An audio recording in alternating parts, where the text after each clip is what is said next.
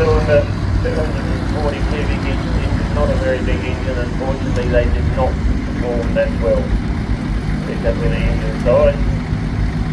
But a lot of them got out to Australia, and I think 60% of them had transmission failures or engine failures, so they become a bit of a dud. And now they're a very collectible tractor because of that reason. This tractor is from Ford Lincoln, Kerley the driver.